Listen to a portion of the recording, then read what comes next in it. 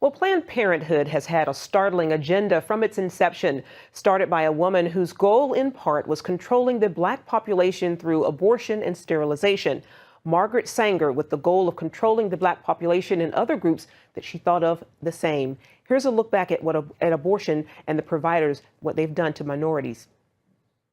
Abortion is Black genocide. What happens to a mind of a person and the moral fabric of a nation that can accept the aborting of a child without a pang of conscience? In many Black communities, for every child actually born, 3 others are aborted, more than double the rate among whites.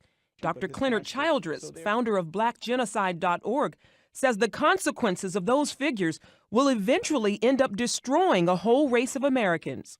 African Americans here in this country are the only ethnic group in any place on the globe that's not replacing themselves. This is genocide. Some say abortion is the #1 killer in the Black community, leading more and more African American churches to speak out and take a stand for life. Bishop Daniel Robertson of Richmond's Mount Gilead Baptist Church says Black pastors have a responsibility to their communities to do more. We really need to just, make a statement to the community that we believe the Bible, thou shalt not kill. But Robertson's church does more than just preach against abortion. For one, they encourage their members to consider adopting these unplanned children. We go to the abortion clinics and ask people, there are other alternatives. We try to educate people and let them know you don't have to do this. And so we do have that ongoing ministry. And then because our doors are open and we preach the message of Jesus Christ, we do try to give people hope. In his book, No Shepherd's Cry, Childress says the Black church can no longer be silent on the issue. If there's a devouring force that is decimating my community, as a shepherd, I must respond with the truth and deliver the lamb with its young from the wolf and the devourer. And the devourer is the abortion industry.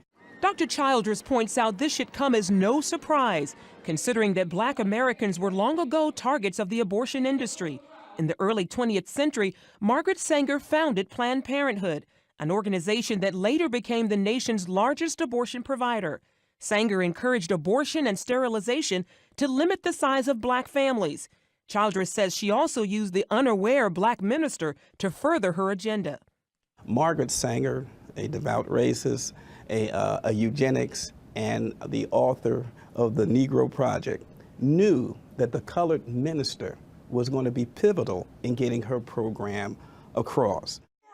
Because of that, both Robertson and Childress believe Black clergy must take the lead in fighting against abortion. The colored minister, the Negro minister, the African American minister is pivotal right now in addressing the abortion issue because we have been silent due to political ties and due to some misinformation.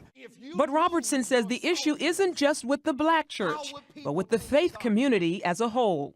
There are a lot of pastors, whether they're Black or white, they're just comfortable.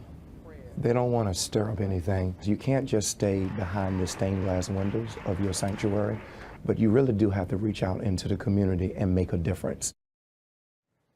And Paul Strand is back with me from our Washington bureau. Paul, this story isn't new information for you. What else can you add? Did Sanger target others as well?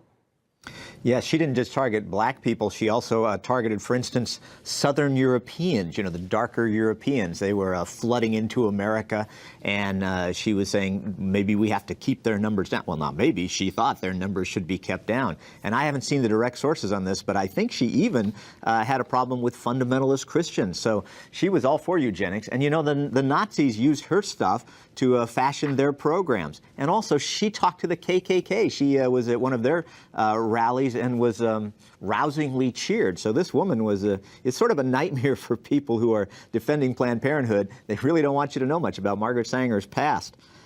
Indeed. Well, do you think most people know the history of Planned Parenthood, especially right now, lawmakers who are debating whether the government should use our tax dollars to defund it? Not only do most people not know the history at all, they don't even know what Planned Parenthood is doing today. This fact that they do more abortions than anybody else in America. In fact, if Planned Parenthood was a country, it would have the 6th highest rate of abortions in the entire world.